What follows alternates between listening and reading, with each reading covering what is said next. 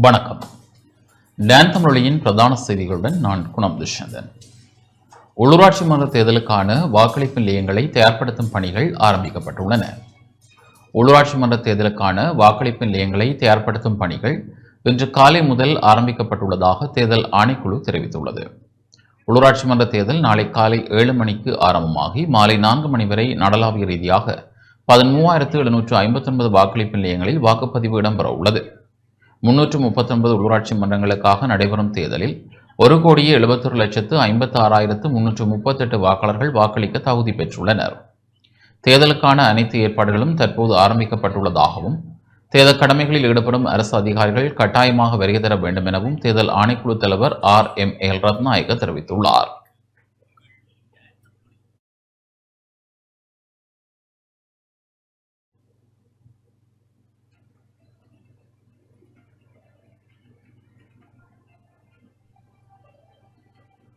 ஜப்பானிய பாதுகாப்பு அமைச்சர் நகதானி ஜென் பாதுகாப்பு அமைச்சுக்கு விஜயம் செய்துள்ளார்.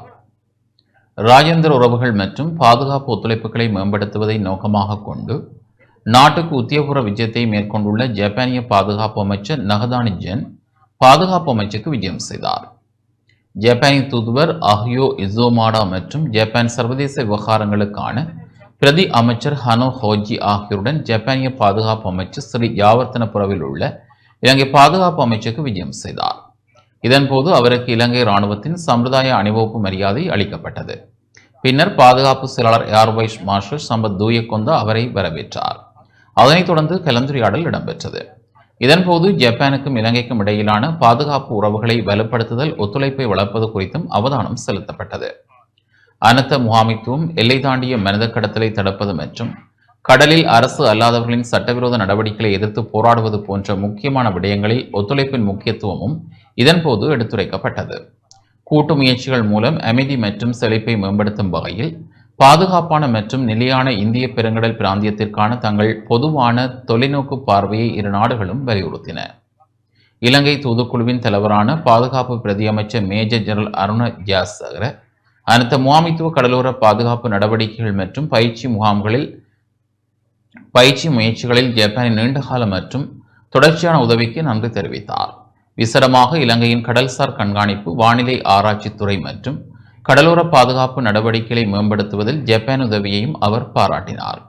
ஜப்பானிய பாதுகாப்பு அமைச்சர் நகதானி இலங்கை நீண்டகால கூட்டாண்மைக்கு தனது பாராட்டுக்களை தெரிவித்ததோடு உளவு தகவல் பகிர்வு, அபாயகரமான மற்றும் தீங்கு விளைவிக்கும் பொருட்கள் மற்றும் சைபர் பாதுகாப்பு குறித்த சிறப்பு பயிற்சி, கடல்சார் சட்டம் மற்றும் தேடல் மற்றும் மீட்பு பணிகள் ஆகிய துறைகளில் ஒத்துழைப்பு வழங்க விருப்பம் தெரிவித்தார்.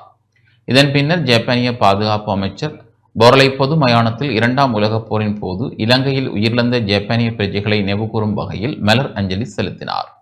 இந்நிகழ்வில் ஜப்பானிய பாதுகாப்பு அமைச்சின் சிறப்பு ஆலோசகர் லெப்டினன்ட் ஜெனரல் பன்சோ ஹைஷிரோ, கூட்டு பணியாளர் பிரதி தலைவர் லெப்டினன்ட் ஜெனரல் மட்சுனாகா ஹோஜி மற்றும் பணிப்பாளர் நாயகங்கள் மற்றும் பாதுகாப்பு ஆலோசகர் உட்பட தூதரக அதிகாரிகள், பாதுகாப்பு செயலாளர் air vice marshal Sampath Thuyacontha, தேசிய புலனாய்வு பிரதானி உட்பட இலங்கை பாதுகாப்பு அமைச்சின் சிரேஷ்ட அதிகாரிகள், முப்படை தளபதிகள், அனர்த்த முகாமைத்துவ நிலையம் மற்றும் இலங்கை கடலோர பாதுகாப்பு திணைக்கள பணிப்பாளர்கள் நாயகம் மற்றும் வெளியுறவு, வெளிநாட்டு வேலைவாய்ப்பு மற்றும் சுற்றுலா அமைச்சின் கிழக்காசிய இயக்குநர் ஜெனரல் ஆகியோர் கலந்து கொண்டனர்.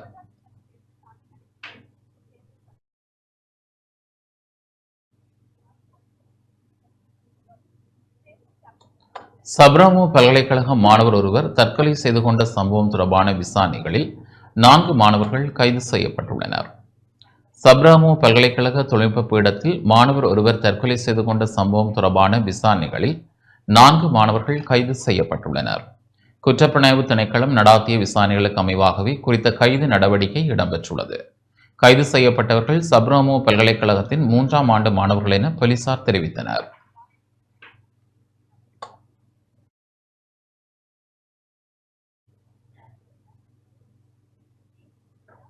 சப்ரமுவ, மத்திய, ஊவா மாகாணங்களில் இடியுடன் கூடிய மழை பெய்யக்கூடும் என எதிர்வு கூறப்பட்டுள்ளது. சப்ரமுவ, மத்திய, ஊவா மற்றும் தென் மாகாணங்களிலும், அம்பாறை, மட்டக்களப்பு மற்றும் புலனறுவை மாவட்டங்களிலும் பிற்பகல் 1 மணிக்கு பின்னர் மழையோ அல்லது இடியுடன் கூடிய மழையோ பெய்யக்கூடும் என வளிமண்டலவியல் திணைக்களம் எதிர்வு கூறியுள்ளது. நாட்டின் ஏனைய பிரதேசங்களில் சில இடங்களில் 50 மில்லி மீட்டருக்கும் அதிக மழைவீழ்ச்சி பதிவாகக்கூடும் என தெரிவிக்கப்பட்டுள்ளது. மேல் மாகாணத்திலும் புத்தளம், மன்னார், காலி மற்றும் மாத்தறை மாவட்டங்களிலும் காலை வேளையிலும் மழையுடனான வானிலை நிலவக்கூடும். மத்திய மற்றும் மூவா மாகாணங்களிலும் அம்பாறை மற்றும் புலனறுவை மாவட்டங்களிலும் சில இடங்களில் காலை வேளையில் பனிமூட்டமான நிலை காணப்படும் என எதிர்பார்க்கப்படுகின்றது. இடியுடன் கூடிய மழை பெய்யும் வேளைகளில் அப்பிரதேசங்களில் தற்காலிகமாக பலத்த காற்று வீசக்கூடும். மின்னல் தாக்கங்களினால் ஏற்படக்கூடிய பாதிப்புகளை குறைத்துக் கொள்ள பொதுமக்கள் தேவையான முன்னெச்சரிக்கை நடவடிக்கைகளை எடுத்துக் கொள்ளுமாறு வளிமண்டலவியல் திணைக்களம் அறிவுறுத்தியுள்ளது.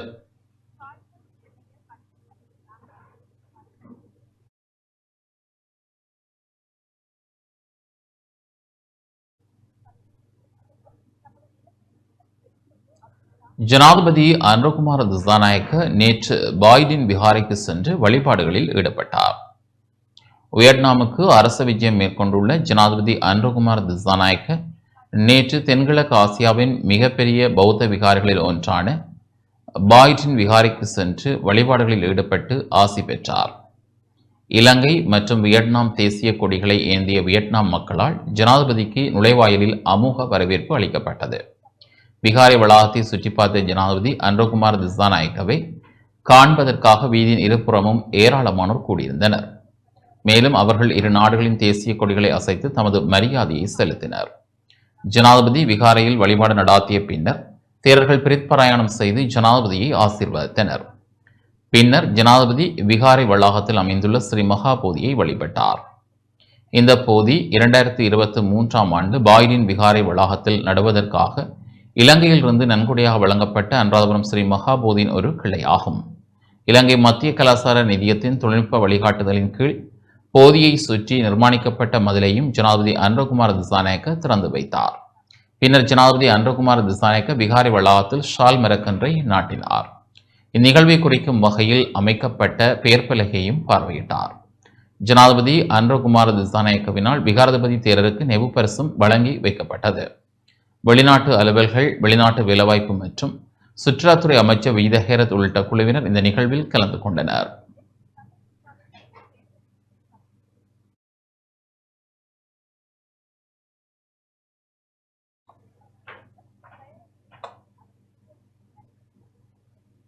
உள்ளூராட்சி தேர்தல் தொடர்பான பணிகளுக்காக சுமார் 65,000 போலீஸ் அதிகாரிகள் ஈடுபடுத்தப்பட உள்ளனர். இன்று காலை 6 மணியுடன் நிறைவடைந்த 24 மணித்தியாலங்களில் உள்ளூராட்சி மன்ற தேர்தல் சட்டத்தை மீறியமை தொடர்பில் 22 முறைப்பாடுகள் கிடைக்கப்பெற்றுள்ளதாக போலீஸ் ஊடகப் பிரிவு தெரிவித்துள்ளது. இதேவேளை உள்ளூராட்சி தேர்தல் தொடர்பான பணிகளுக்காக சுமார் 65,000 போலீஸ் அதிகாரிகள் ஈடுபடுத்தப்பட உள்ளனர். 3126 நடமாடும் ரோந்து படையினர் பணியில் ஈடுபடுத்தப்பட்டுள்ளதாகவும் போலீஸ் ஊடகப் பிரிவு தெரிவித்துள்ளது. கொழும்பில் நடைபெற்ற செய்தியாளர் சந்திப்பில் போலீஸ் ஊடக பேச்சாளர் சிரேஷ்ட போலீஸ் அத்தியட்சகர் புத்திக மெனதுங்க இவ்விடயங்களை தெரிவித்துள்ளார்.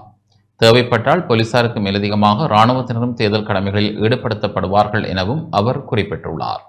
அதற்கு வசதியான இராணுவத்தினரும் தயார் நிலையில் வைக்கப்பட்டுள்ளதாக அவர் மேலும் தெரிவித்தார்.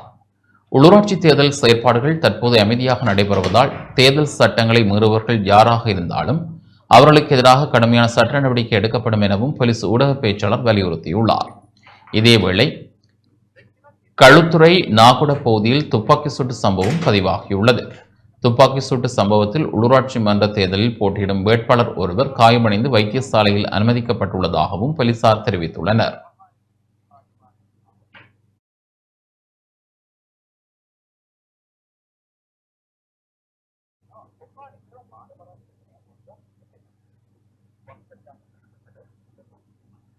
நாட்டில் ஆஸ்துமா நோயாளிகளின் எண்ணிக்கை அதிகரித்து வருவதாக தெரிவிக்கப்பட்டுள்ளது.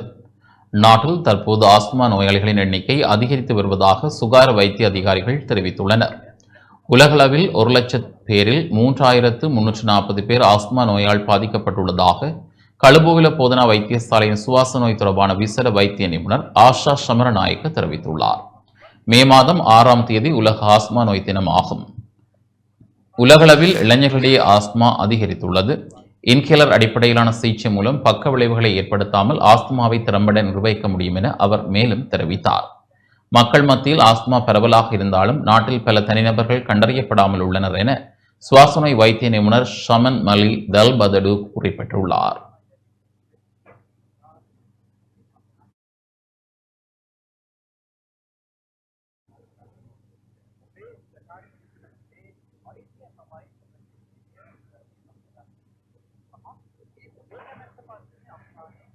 தென்கிழக்கு பல்கலைக்கழகத்தின் 17வது பட்டமளிப்பு விழா சிறப்பாக நடைபெற்றது. இலங்கை தென்கிழக்கு பல்கலைக்கழகத்தின் 17வது ஆண்டு பொது பட்டமளிப்பு விழா பல்வேறு அமர்வுகளாக நடைபெற்றது. ஜனாதிபதி சட்டத்திரணி கலாநிதி பாய்ஸ் முஸ்தபாவின் முன்னிலையில் பதில் உபவேந்தர் ஜுவல் மஜித் தலைமையில் நடைபெற்ற பட்டமளிப்பு விழாவில் 6 அமர்வுகளில் 2077 மாணவர்கள் பட்டங்களை பெற்றனர்.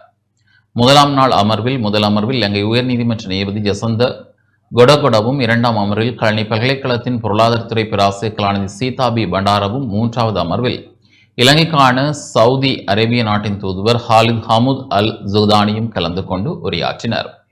2ஆம் நாளான நேற்று முதல் அமர்வில் பல்கலைக்கழக மானியங்கள் ஆணைக்குழுவின் துணைத் தலைவர் சிரேஷ்ட பேராசிரியர் KL வசந்தகுமாரவும், 2ஆம் அமர்வில் ரஜரட்ட பல்கலைக்கழகத்தின் சுற்றுலா மற்றும் விருந்தோம்பல் முகாமித்துவ துறையின் பேராசிரியர் கலாநிதி மனோஜ் சமரதுங்கமும், 3வது அமர்வில் யாழ் பல்கலைக்கழகத்தின் பட்டப்படிப்பு பீடத்தின் பீடாதிபதி சிரேஷ்ட பேராசிரியர் டி வேல் நம்பியும் கலந்து கொண்டு உரையாற்றினர். பிரயோக விஞ்ஞான பீடத்தில் 172 மாணவர்களும், பொறியியல் பீடத்திலிருந்து 82 மாணவர்களும், தொழில்நுட்பவியல் பீடத்திலிருந்து 102 மாணவர்களும், கலை கலாசார பீடத்திலிருந்து 314 மாணவர்களும், இஸ்லாமிய கற்கைகள் மற்றும் அரபு மொழி பீடத்திலிருந்து 342 மாணவர்களும், முகாமைத்துவம் மற்றும் வர்த்தக பீடத்திலிருந்து 378 மாணவர்களும், வெளிவாரி பட்டப்படிப்பு மாணவர்கள் 687 மாணவர்களுமாக 2077 மாணவர்கள் பட்டங்களை பெற்றுக் கொண்டனர்.